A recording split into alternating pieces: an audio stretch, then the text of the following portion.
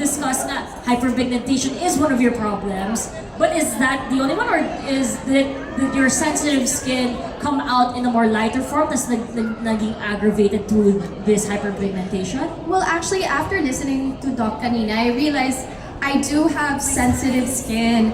And because of that nga, maybe the hydration, you know, it starts from there. So I think ever since I lacked the knowledge of realizing I had sensitive skin, minsan I would have the redness, yung dry, it's always a given for me. Like, even my makeup artist can attest to this. Sometimes pag nilalagyan niya ako ng Cetaphil, it's mama, hinigo agad, which means like, it's dry. So that's something that I think I've always struggled with. And finally, I found a brand that can help me with that. And I think what's nice is it's like a 2-for-1. Na it's not only hydrating, it also corrects the dark spots that Yes. you want to correct as Yeah. well. So again, there is that specific product for you.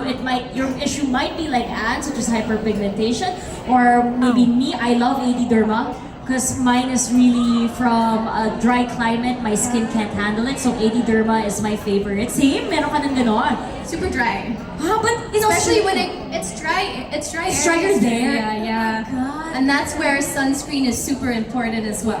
Yes, that's what I heard as well. There might be also a different level of sunscreen in different parts of the world. But Doc, you can correct me if I'm wrong also. Apart from Centella, which is the only thing I personally know to help soothe my skin, you mentioned also different ingredients. Are there any top 3 in my mind right now, and that our KOLs can also, and our media partners can also understand that these are also perfect, wonderful ingredients for sensitive skin? Number 1 sa akin, Centella. Yeah, Centella. Because yung Centella, it locks moisture, it retains the moisture, it's an anti-inflammatory, you know? So it addresses the irritation, the redness that you can see among patients with skin or sensitive skin. Number 2 would be the allantoin. So yung iba kasi, kala nila pag sensitive skin sila, hindi sila pwedeng mag-exfoliate. Kasi kaya naman sinong magugustong mag-exfoliate kapag sensitive yung skin mo eh. But then if you would look the pathophysiology, tinatawag namin cause ng sensitive skin, one of the cause would be ang dami mong pile up ng dead skin. So pag marami kang dead skin, magiging sensitive skin ka din. Kaya kailangan mo ng mild exfoliation. And those skincare products that contain allantoin is actually very good. Kasi ang allantoin, nag-i-exfoliate siya somehow. How often dapat mag-exfoliate?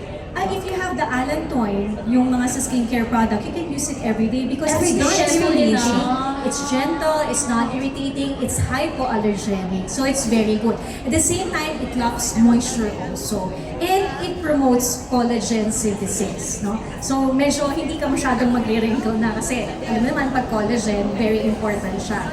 Pangatlo would be the pentavitin. Kala ko dati ang pronunciation niya pentavitin. Pentavitin pala siya.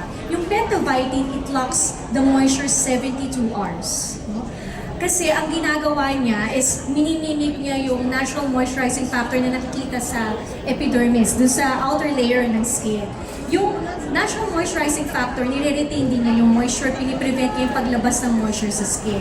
So maganda din siya, at the same time, it promotes collagen regeneration. So which is also good. Kasi ang problem with sensitive skin, manipis na yung skin nila, pangit pa yung, fragmented pa yung collagen nila, at the same time, yung blood vessel nila very visible siya, kaya pulang-pula yung face ng mga patients. Naa-atake ako, Doc, ha? Lahat ng sinasabi mo, ako yun. So parang ako yan, check.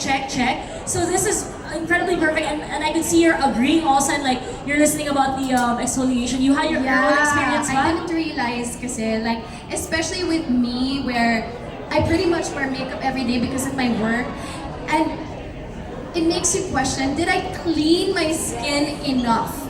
Diba? And I think that's where exfoliation could probably come in handy for me personally. I just didn't realize na pwede siya everyday. Ako hindi ko ginagawa. Takot ako eh. Dapat Kala ko yung once a product very year. gentle, dapat product niya very gentle, hypoallergenic, not those harsh acids. Kasi di ba, there are actually acids na nagpo-cause ng exfoliation. But for those with sensitive skin, kailangan yung mga hypoallergenic, gentle, and non-irritating para magamit mo siya every I day. just wanted to add, and I agree with everything what Thales Ursay.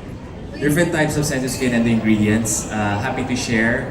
We just launched also, gandang segue, you know, Cetaphil Soothing, which is for skin with redness. And it's good to hear, Doctor, the ingredients that you mentioned. It's actually found in the new Cetaphil Soothing with clinical proven studies. Instantly reduce redness. That's what you said there. Yes, and we also learned from consumers that aside from the redness, they want skin protection. And Cetaphil Soothing, or the new Cetaphil Soothing, is able to reduce redness but also give the skin protection. So that's why it's soothing and comforting after that. So it's not just targeting a certain problem, but also helping the longevity of your skin barrier to be healthy as well, even after targeting the... Ang galing talaga ng Cetaphil! Ang galing